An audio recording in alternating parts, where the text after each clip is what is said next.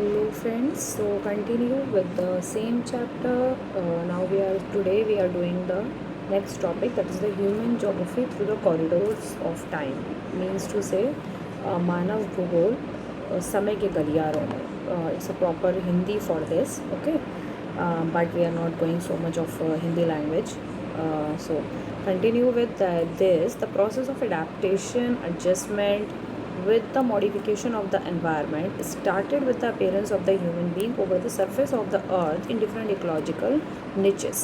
Means to say human being जो है, जो भी अडेप्टेशन जो है, उसका प्रोसेस ऑफ अडेप्टेशन जो है, एडजस्टमेंट जो है, या एनवायरनमेंट का मॉडिफिकेशन करना, ये डिफरेंट इकोलॉजिकल निचेस के थ्रू ये स्टार्ट हो गया था. मीन्स बहुत टाइम पहले से ही ये सारी चीज़ें स्टार्ट हो गई थी कि ह्यूमन कैसे अडेप्ट करता है अपने आप को, कैसे एडजस्ट करता है डिफरेंट इकोलॉजिकल सिस्टम में, कैसे एडजस्ट करता है. ये काफ़ी टाइम पहले से ही अकॉर्डिंग टू द टाइम के साथ अगर हम देखें तो काफ़ी टाइम पहले से स्टार्ट हो चुकी थी ये सारी चीज़ें. Thus if we imagine the beginning of a human geography, अगर हम ह्यूमन जोग्राफी की भी बिगनिंग को अगर हम इमेजिन करें, then with the interaction of environment and human beings, मतलब ह्यूमन बींग्स के का इंट्रैक्शन एनवायरनमेंट के साथ किस तरीके से हुआ, और उसके बाद ह्यूमन जोग्राफी का डेवलपमेंट हुआ. इसकी अगर हम बिगनिंग पर जाएं तो it was like that, it has its root deep in history. तो मतलब कि हमें हिस्ट्री में देखना पड़ेगा, हमें हिस्ट्री में जाना पड़ेगा कि भाई हिस्ट्री में ह्यूमंस जो थे किस तरीके से एनवायरनमेंट के साथ इंटरेक्ट होते थे. Thus, the concerns of human geography have a long temporal continuum through the approaches of articulate them have changed over time. Means to say human geography का अगर हम कंसर्न देखें तो उसके जो अप्रोचेज़ हैं वो ये हैं कि टाइम के साथ साथ जिस तरीके से टाइम चेंज होता रहा, उसी तरीके से ह्यूमन जोग्राफी की बिगनिंग एंड ह्यूमन बीइंग का इंटरेक्शन एनवायरनमेंट के साथ, ये सारी चीज़ें भी चेंज होती रही. दिस डायनामिज्म इन, यहाँ पर है आगे आपका, in approaches and thrust show the vibrant nature of the discipline. ये जो चेंजेस ह्यूमंस ने किए एनवायरनमेंट के साथ, ये चेंजेस डे बाय डे काफ़ी बढ़ते चले गए. और ये जो वाइब्रेशन था, ये जो वाइब्रेंट चेंजेस था एनवायरनमेंट में, ये हमें ह्यूमन जोग्राफी में हमको पढ़ने को मिलता है. जो कि मतलब हम जो पढ़ते हैं वो जो वाइब्रेंट चेंजेस हैं वो हम ह्यूमन जोग्राफी में पढ़ते हैं. Earlier there was a little interaction between the different society and the knowledge about each other was limited. Means obviously पहले टाइम पे यही होता था कि बहुत कम पीपल्स जो होते थे सोसाइटी के अंदर कम इंटरेक्शन रहता था with in between themselves also, और अपनी नॉलेज या अपनी चीज़ों को ज़्यादा लोग डिस्कस नहीं करते थे, लिमिटेड ही रहते थे. कोई भी रिसोर्सेज है या कोई भी चीज़ वो यूज़ करते हैं तो उस चीज़ में वो लिमिटेड ही रहते थे. Then comes to the traveler and explorer used to disseminate information. Travelers और explorers आए, ये एक जगह से दूसरी जगह, वन प्लेस टू अनदर, ये लोग जाते थे और डिफरेंट चीज़ें कलेक्ट करते थे, डिफरेंट नॉलेज गेन करते थे, डिफरेंट इंफॉर्मेशन कलेक्ट करते थे, और भी नेचर से रिलेटेड और भी टेक्नोलॉजीज़ कलेक्ट करते थे. बहुत सारी चीज़ें ये लोग एक्सप्लोर करते थे, कलेक्ट करते थे. Information about the area of their visit, मतलब वहाँ से ये सारी जो इन्फॉर्मेशंस हैं जहाँ पर भी वो विज़िट करने जाते थे, वहाँ से ये सारी इन्फॉर्मेशन लेते थे कि भाई यहाँ पर लैंग्वेज कैसी है, ह्यूमंस किस तरीके से रह रहे हैं यहाँ पर, इन्होंने क्या टेक्नोलॉजी यूज़ करी है, या इन्होंने ऐसा क्या किया है जो इन्होंने अपने आप को रहने के लिए बड़ा कंफर्टेबल बनाया है, नेचर के साथ एडजस्टमेंट किया है, व्हाट आर दीज थिंग्स, कैसे किया है उन्होंने ये सब कुछ. सो ये सारी चीज़ें ये लोग कलेक्ट करते थे. Navigational skills were not developed. Navigational skills obviously उस टाइम पे इतना ये नहीं थी, लाइक कंपास नहीं था कि नॉर्थ हम फाइंड आउट करें कहाँ जाना है, किस जगह जाना है. मतलब ट्रैवलर्स और एक्सप्लोरर्स होते थे, बस निकल पड़ते थे, जहाँ पहुँच गए और वहाँ से उन्होंने इन्फॉर्मेशन और डिफरेंट टेक्नोलॉजीज़, डिफरेंट थिंग्स उन्होंने वहाँ से कलेक्ट कर ली. And voyages were fraught with dangers, और जो वॉयजेस होते थे जब वो कहीं जाते थे तो वो मतलब डेंजरस इतना हो जाता था, मतलब क्योंकि वो जगह नहीं पता होती थी उनको, प्लेसेस अननोन होती थी, and they also don't know what kind of a danger in front of them. अब नेक्स्ट क्या डेंजर आने वाला है उन्हें नहीं पता होता। ये समझ लीजिए मतलब फ्रॉट मीन्स डेंजर्स का, प्रॉब्लम्स का भंडार आ जाता था उनके पास। The late 15th century witnessed attempt of exploration in Europe, and slowly the myth and the mysteries about countries.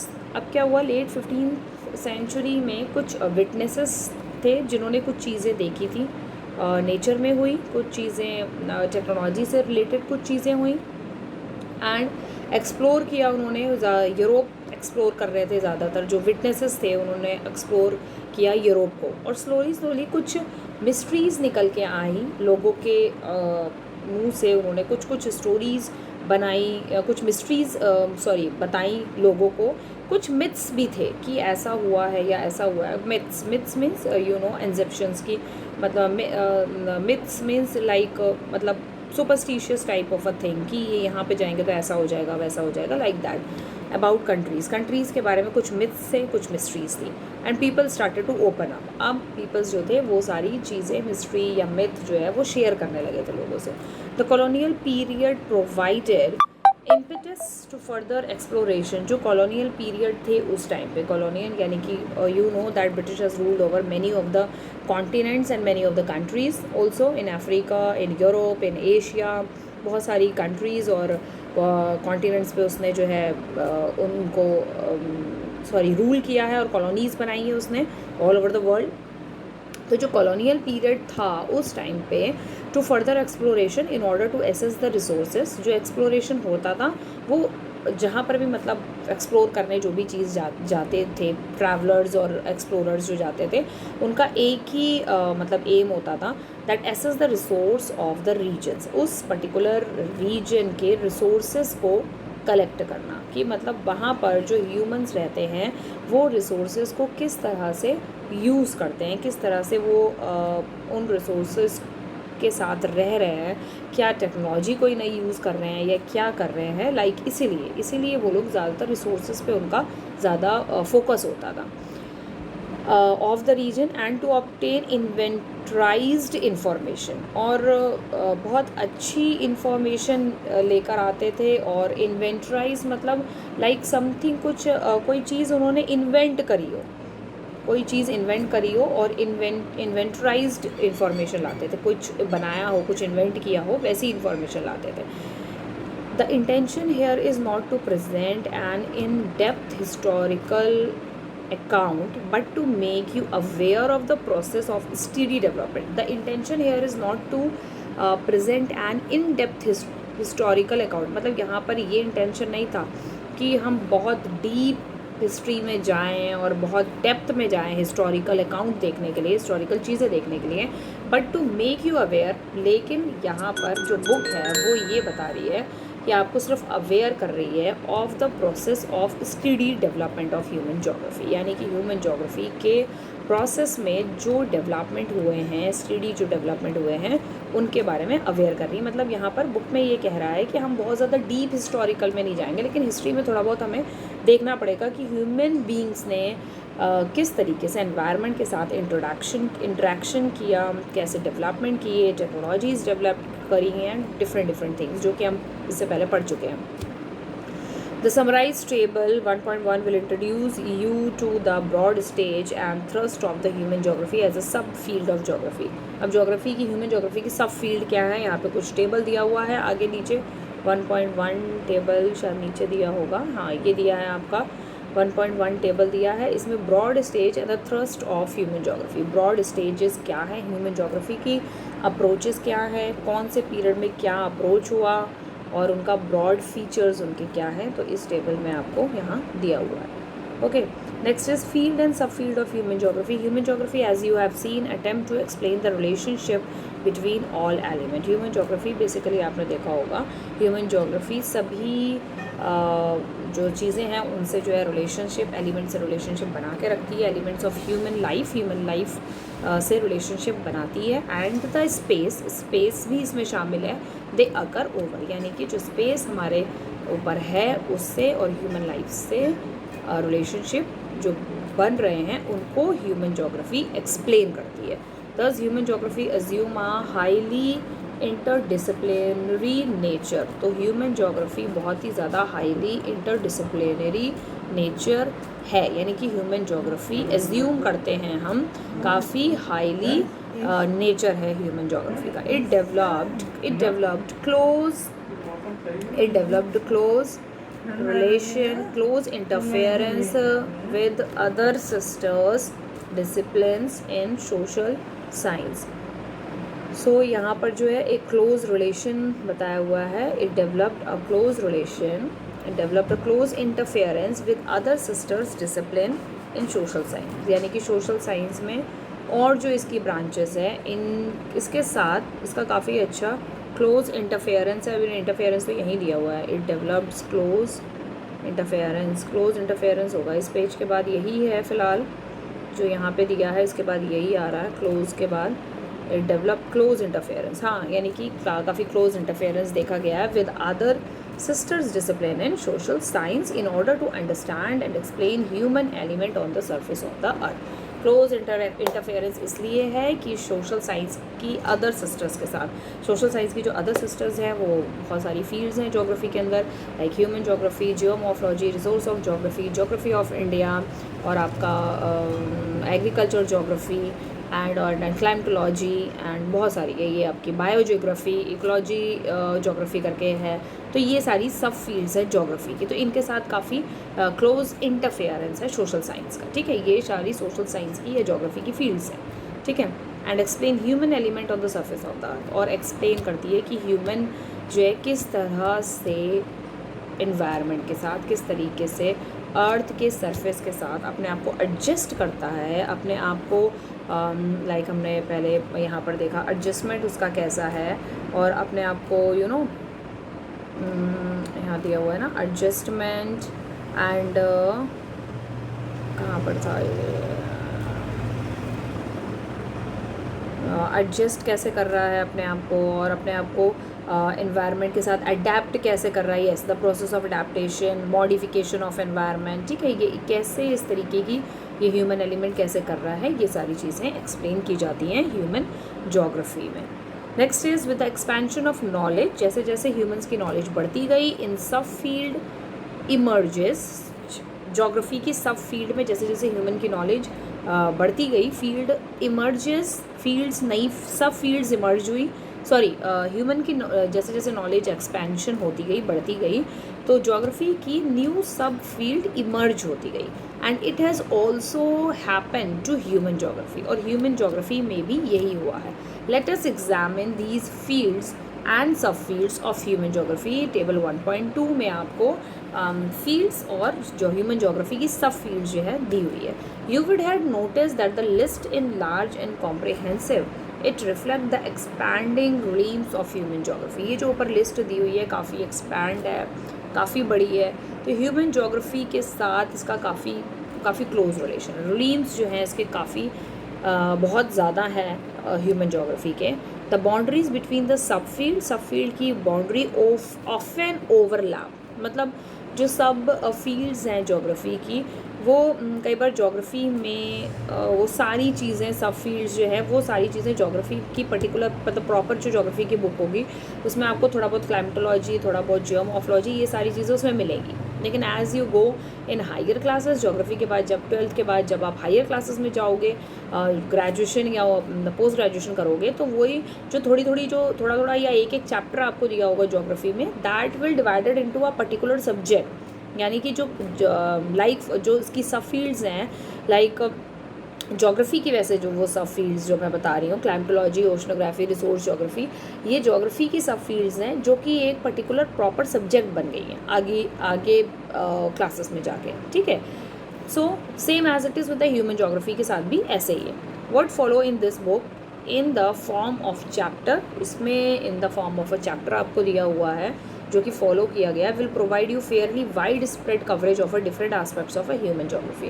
Human geography के काफ़ी सारे वाइड जो हैं आपके चीज़ें हैं, वाइड स्प्रेड है, बहुत सारा कुछ मैटर है, तो उसको वाइड अच्छे से फेयरली जो है कवर्ड किया हुआ है। The exercises, the activities and the case study will provide you the some empirical instant so as to have a better होगा, यहाँ पर बेटर लिखा हुआ है, better understanding of its subject matter. तो ये जो एक्सरसाइजेस आपको दी हैं इस चैप्टर में, एक्टिविटीज़ दी हुई हैं, केस स्टडीज़ दी हैं, इसको आप अगर पढ़ोगे तो आपको बेटर अंडरस्टैंडिंग होगी ह्यूमन ज्योग्राफी की about the subject matter. Okay, next इसके बाद यहाँ पर ये सोशल ज्योग्राफी, अर्बन ज्योग्राफी, यही मैं आपको बता रही थी, ह्यूमन ज्योग्राफी की ही ये सारी फील्ड है। Political geography, population geography, settle, ये मेरे को मतलब ध्यान में नहीं आया, बट इसके यही हैं सारी जिसमें आपको कल्चर ज्योग्राफी आपकी ह्यूमन ज्योग्राफी में आती है। और इसके अलावा भी रिसोर्स ऑफ ज्योग्राफी है, क्लाइमेटोलॉजी है, ओशनोग्राफी है, जियोमॉर्फोलॉजी है, आपका बायोजियोग्राफी है, इनके लेकिन ये जो स्पेशल है सोशल ज्योग्राफी हम पढ़ेंगे, यानी कि सोसाइटी के बारे में पढ़ेंगे। ठीक है, तो जब हम सोसाइटी के बारे में पढ़ेंगे इट मीन्स हम ह्यूमंस के बारे में पढ़ेंगे, तो it comes this field is comes in human geography. Urban geography, urban means cities के बारे में हम पढ़ रहे हैं, सिटीज़ में रहने वाले पीपल्स के बारे में हम पढ़ रहे हैं, वो लोग कैसे अडेप्ट करते हैं सिटीज़ के अंदर अपने आप को, तो सिटीज़ के बारे में पढ़ रहे हैं। इट मीन्स ये जो है आपका ह्यूमन ज्योग्राफी की फील्ड है। पॉलिटिकल ज्योग्राफी में यहाँ पे देख लीजिए पॉलिटिकल साइंस लिखा हुआ है, military geography, military science and demography. Military science वही होती है जिसमें क्या कहते हैं, जैसे मिलिट्री साइंस लाइक जो कार्टोग्राफी पढ़ते हैं, मैप्स पढ़ते हैं, मिलिट्री साइंस में आपको मैप्स वगैरह पढ़ाए जाते हैं, डायरेक्शंस पढ़ाई जाती हैं, डिग्रीज़ पढ़ाई जाती हैं, जिससे कि you can apply for the military. और मिलिट्री में आपको सारी जो डायरेक्शंस वगैरह होते हैं उसके लिए आपको फौजी जो होता है, फौजी जवान जो होता है, उसको आपको ट्रेंड करना पड़ता है, आपको उसे बताना पड़ता है कि आपको डायरेक्शंस कैसे देखनी है, आपको चीज़ें कैसे फाइंड आउट करनी है, मैप आपको कैसे रखना है, आप नॉर्थ कहाँ देखोगे, साउथ कहाँ देखोगे, ये सारा मिलिट्री ज्योग्राफी में आपको पढ़ाया जाता है, जो कि आता है मिलिट्री ज्योग्राफी पॉलिटिकल ज्योग्राफी में, और political geography comes in the human geography. Next is the population geography. Obviously population, हम ह्यूमंस के बारे में पढ़ रहे हैं, तो ये ह्यूमन ज्योग्राफी में आएगा। सेटलमेंट ज्योग्राफी, यानी कि ह्यूमन किस तरीके से सेटल्ड होते हैं डिफरेंट प्लेसेस पे, तो ये सेटल्ड हो रहे हैं, कैसे अपने आप को मैनेज कर रहे हैं, वहाँ पर उनकी डेली, जहाँ पर ह्यूमन सेटल्ड हैं तो वहाँ पर उनकी डेली एक्टिविटीज़ के लिए चीज़ें प्रोवाइडेड है या नहीं है। तो यानी कि हम ह्यूमंस के बारे में पढ़ रहे हैं, तो ऑब्वियसली ह्यूमन के सेटलमेंट्स के बारे में पढ़ रहे हैं, तो obviously this field is coming human geography. Next is the economic geography. Economic geography में बहुत सारी हैं, जैसे देखो मैंने आपको बताया था रिसोर्स ज्योग्राफी, एग्रीकल्चर ज्योग्राफी, तो ज्योग्राफी ऑफ रिसोर्स, इसमें हम रिसोर्सेज के बारे में पढ़ते हैं, वो रिसोर्सेज जो ह्यूमंस जो हैं यूज़ करते हैं और किस तरीके से वो उन रिसोर्सेज को यूज़ करते हैं, that comes in the resource geography. Geography of agriculture, भैया एग्रीकल्चर ह्यूमंस करते हैं, तो एग्रीकल्चर जब ह्यूमंस कर रहे हैं then we have this field is also comes in the human geography, क्योंकि agriculture is done by the humans and here we study about how the human use the land, how the human use the land for agriculture, how the human use the land for production, what kind of crops they are using, what kind of a field they are using, all these things we are studying agriculture geography, so it comes in, but agriculture is doing by the human, so it comes in human geography. Next is the geography of industries. Industries are also set up by the humans, same as it is marketing without humans marketing is not possible. Tourism without humans, tourism is not possible. International trade, obviously trade is done by the humans and different countries, and without the humans, without the human involvement, the international trade is also not possible, क्योंकि भाई जो international जो trade कर रहे हैं वो भी humans ही कर रहे हैं, तो नो डाउट कंट्रीज़ कर रही हैं, लेकिन उन कंट्रीज़ के साथ ह्यूमंस इन्वॉल्व हैं, तो जब तक ह्यूमंस इन्वॉल्व नहीं होंगे तो इंटरनेशनल ट्रेड भी पॉसिबल नहीं हो पाएगा। ठीक है, अब इस इंटरनेशनल ट्रेड में भी बहुत सारी और ब्रांचेस यहाँ पर दिया हुआ है आपको। Interference with sister disciplines of a social science, तो सोशल साइंस में सोशोलॉजी आ जाता है, बिहेवियरल ज्योग्राफी में साइकोलॉजी आ जाता है, यानी कि साइकोलॉजी जो हम शायद बीएड में भी हमने पढ़ी है, तो बीएड जब आप पढ़ोगे तो आप साइकोलॉजी लोगे, तो साइकोलॉजी बेसिकली बिहेवियरल ज्योग्राफी है जो कि हम ह्यूमन का पढ़ रहे हैं, तो इसलिए ये ह्यूमन ज्योग्राफी की फील्ड है। ओके, तो साइकोलॉजी में भी we are studying the same thing about the human mind, about the what the human think at that time, and behavioural geography की humans we study the same thing, human का behaviour कैसा है, human इस time पे क्या react करता है, या ये पर्टिकुलर पर्सन इस टाइम पे क्या रिएक्ट करता है, like that. Welfare economy, geography offers social wellbeing, then sociology, anthropology cultural geography में आता है, sociology, anthropology women study, history आपका हिस्टोरिकल ज्योग्राफी भी होती है, so it's thing to be noted, historical geography भी है। Okay, medical geography that is the epidemiology and urban study and planning. So आप यहाँ पर देख सकते हैं कि बहुत सारी फील्ड्स हैं ह्यूमन ज्योग्राफी की। Okay, oh, so this chapter is complete. So I thought that it's a very long chapter, but it's totally complete. It's very good. And okay, this that is the table 1.1 we have not taken, हमने ये study नहीं किया है। तो colonial period exploration and description यहाँ पे दिया है।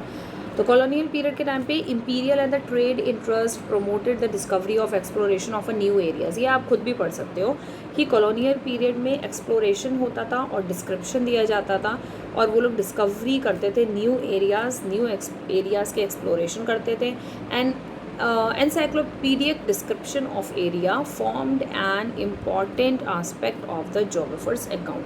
और एक वो लोग क्या करते थे, मतलब जो भी वो एक्सप्लोर करते थे, जो भी चीज़ें देखते थे, वो लोग एक उसका एनसाइक्लोपीडिया प्रिपेयर कर लेते थे। एनसाइक्लोपीडिया इसलिए प्रिपेयर करते थे, कुछ इंपॉर्टेंट आस्पेक्ट्स लिखते थे वो, ताकि जो आने वाले जो भी जोग्राफर है जो स्टडी करे या कुछ भी करे, तो उनके लिए थोड़ा सा जो है वो ईजी रहे, उनको मतलब उनको वहीं की वो जो डिस्कवरी कर रहे हैं वो अब आगे की और इन्वेंशंस करें, डिस्कवरी करें, एक्सप्लोरेशन करें, जो हमने जो चीज़ें फाइंड आउट करनी है उसी में ना स्टक होके नहीं रह जाए। ओके, तो ये वैसे आप खुद भी आप ये रीड कर सकते हो। नेक्स्ट है कॉलोनियल पीरियड में ही रीजनल एनालिसिस भी होते थे, elaborate description of all aspects of a region के जितने भी एस्पेक्ट्स होते थे, पॉपुलेशन, सेटलमेंट्स और जो भी डिफरेंट चीज़ें होती थी उसको प्रॉपरली एलैबोरेट करते थे, वो डिस्क्रिप्शन करते थे। Were undertaken, the idea was that all the regions were part of a whole, यानी कि जितने भी रीजन्स हैं वो पार्ट तो अर्थ के ही हैं, इसलिए उसको प्रॉपरली स्टडी करते थे। So understanding the part in totality would lead to an understanding of the whole. अगर किसी पर्टिकुलर पार्ट को हम अच्छे से पढ़ लेंगे, अच्छे से एक्सप्लोर कर लेंगे, स्टडी कर लेंगे, तो इट मीन्स कि हमने पूरी अर्थ को जो है हमने स्टडी कर लिया है। ये मतलब इनका मानना था, बट ऐसा नहीं होता है, क्योंकि हर पार्ट के फीचर्स, हर पार्ट में सेटलमेंट्स, हर पार्ट में पॉपुलेशन, रीजनल चीज़ें हर पार्ट में अलग अलग होती हैं, डिफरेंट होती हैं। तो इट्स नॉट पॉसिबल कि अगर हम एक पार्ट को अच्छे से एक्सप्लोर कर लेते हैं या उसको अच्छे से स्टडी कर लेते हैं, तो इट्स बीइंग टू से कि हमने पूरा whole of the earth study कर लिया है। That's not the thing. Okay, in my point of view that's not possible and that's not correct also. Okay, in 1930s through the interwar period areal differentiation यहाँ पर आया, तो focus was on identifying the uniqueness of any region।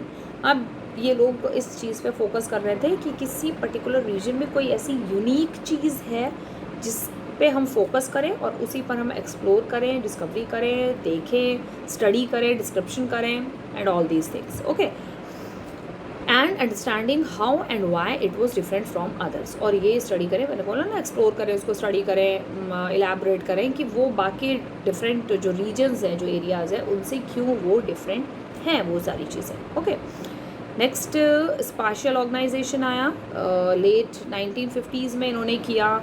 ठीक है, जो discoverers थे, geographers थे, उन्होंने किया। Marked by the use of a computer. अब यहाँ पर कुछ चीज़ें थी 1950s में कंप्यूटर से यूज़ होने लगी, सोफिस्टिकेटेड स्टैटिकल टूल्स मिल गए थे हम लोगों को।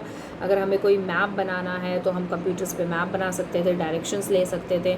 Law of a physics obviously physics भी आ गया, ज्योग्राफी में इंक्लूड हो गया, तो और अच्छा हेल्प मिल गई ज्योग्राफी को सारी चीज़ें निकालने में, ठीक है। Physics were often applied to the map, obviously मैंने बोला ना मैप ड्रॉ करना, तो फिज़िक्स ज़्यादातर मैप पे अप्लाइड यहाँ लिखा है हो रही थी, होती थी, बट ऐसा नहीं है। Map is totally depend on geography. कुछ ऐसी चीज़ें हैं, कुछ मेजरमेंट्स हो सकते हैं जो कि मैप पे हम फिज़िक्स के लॉ अप्लाइड कर सकते हैं, कुछ मेजरमेंट्स, कुछ, बट नॉट ऑल, क्योंकि लैटिट्यूड मैप्स में always we study the maps with the help of the directions and with location. हमें जो भी फाइंड आउट करनी होती है, always we study the location with the help of the latitude and longitude degrees. Okay, so sorry, latitude and longitude degrees.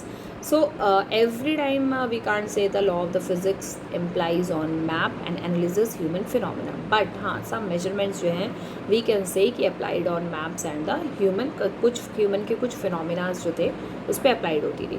This phase was called the quantitative revolution, इसे quantitative revolution कहा गया क्योंकि यहाँ पर अब टेक्नोलॉजी यूज़ होने लगी, computers use होने लगे। कंप्यूटर्स के साथ साथ और भी बहुत सारी थिंग्स जो हैं कंप्यूटर्स हमको डेवलप्ड करके देने लगा था अब यहाँ पे। The main objective was to identify maple pattern for different human activities.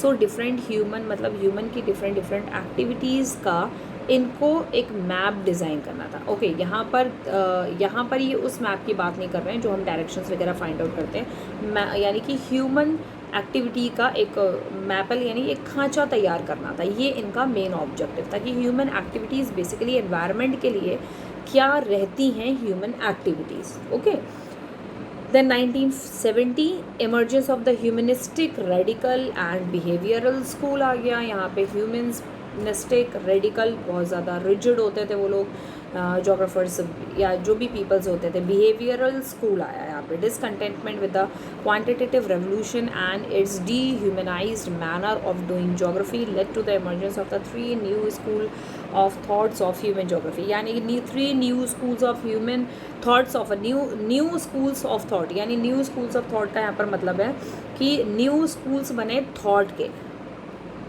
Some geographers believed in humanistic, some geographers believed in radical, and some geographers believe in a behavioral changes of human being. Got it? तो ये 3 schools of thought उस time पे बन गए थे, ठीक है।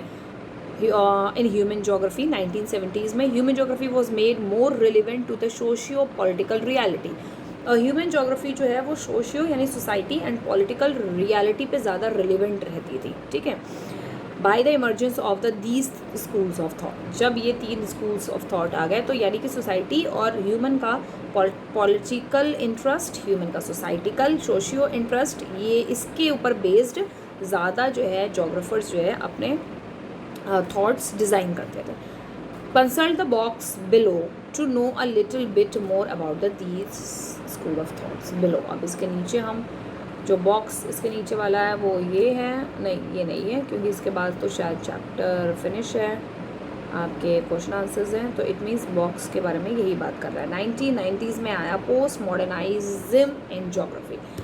Post मॉडर्नाइज्म यानी कि मॉडर्नाइज्ड होने से के बाद का पीरियड, ठीक है। सो पोस्ट मॉडर्नाइज्म इन ज्योग्राफी यानी मॉडर्नाइज्ड होने के बाद ज्योग्राफी क्या था, ठीक है, क्या हुआ, क्या मॉडर्नाइजेशन आया। The grand generalisation and applicability of universal theories. अब यूनिवर्सल थ्योरीज पर इनका जनरलाइजेशन होने लगा था, ठीक है। यूनिवर्सल थ्योरीज मीन्स टू से यानी कि वो थ्योरीज जो चेंज नहीं हो सकती, जो यूनिवर्सल है, ठीक है, वो थ्योरीज जो explain the human condition were questions. अब यहाँ पर जो ह्यूमंस की कंडीशन थी उन थ्योरीज के साथ एनवायरनमेंट में जो चेंज नहीं हो सकती उन पे क्वेश्चंस होने लगे, ठीक है। The importance of understanding each local context in its own right has emphasised the importance of understanding each local context, यानी कि अब ह्यूमन किस तरीके से अंडरस्टैंड करता है चीज़ों को, उसकी वो इम्पॉर्टेंट ज़्यादा था जोग्राफर्स के लिए कि ह्यूमन किस तरीके से चीज़ों को अंडरस्टैंड करता है, कैसे उसे समझ में आती हैं चीज़ें। It's own right, in its own right has emphasis, यानी कि ये जोग्राफर्स का अपना राइट भी था और ह्यूमंस का भी अपना राइट था कि वो चीज़ों को कैसे अंडरस्टैंड करता है, वो चीज़ों को कैसे समझता है। ठीक है, इस पर हम ह्यूमंस के ऊपर कोई चीज़, ह्यूमंस के ऊपर भी जैसे हम नेचर के ऊपर कोई चीज़ थोप नहीं सकते हैं, ज़बरदस्ती नहीं कर सकते हैं, सेम एज इट इज़ हम जो है आपके ह्यूमंस के ऊपर भी किसी चीज़ के लिए हम फोर्स नहीं कर सकते, कोई चीज़ हम उनके ऊपर थोप नहीं सकते हैं। ठीक है, ह्यूमन अपनी तरह से क्या अंडरस्टैंड करता है वो हमारा कंसर्न नहीं है, हमें बस मतलब जो जोग्राफर्स हैं उन्हें सिर्फ ये चीज़ देखनी थी कि जोग्राफर्स को सिर्फ ये देखना था कि ह्यूमंस किस तरीके से चीज़ों को अंडरस्टैंड करता है, किस तरीके से चीज़ों को समझता है। ये चीज़ें ह्यूमन जोग्राफी को ह्यूमंस जोग्राफर्स को ये स्टडी करना था, ह्यूमंस कैसे सोचते हैं एनवायरनमेंट को लेके, टेक्नोलॉजी को लेके, उनकी अंडरस्टैंडिंग क्या है। और वो थ्योरीज़ ये लोग यहाँ पे लगा रहे थे टू एक्सप्लेन ह्यूमन कंडीशंस, जो कि थ्योरीज़ यूनिवर्सल हैं, जो चेंज नहीं हो सकती। उससे ये ह्यूमन की कंडीशन को एक्सप्लेन करना चाहते थे, लेकिन वो चीज़ क्वेश्चनड हुई उनसे, मतलब उसके ऊपर फुल स्टॉप लगा, क्वेश्चन मार्क लगा उसके ऊपर। ह्यूमन कंडीशंस वर क्वेश्चन मार्क लगा उस पर कि ये चीज़ गलत है। हम ऐसा नहीं कर सकते कि जो चीज़ चेंज नहीं हो सकती हम उससे ह्यूमंस की कंडीशंस को एक्सप्लेन करें, दैट्स नॉट पॉसिबल, इसलिए वहाँ पे क्वेश्चन मार्क लगा। ओके, तो यहाँ तक आपको समझ में आ गया। I hope you understand, and if anything which you can't able to understand, then please comment on the comment box. Okay, then I can explain differently, and I can make the different video for that particular paragraph. Okay, so this must be complete till here. Okay, bye everyone.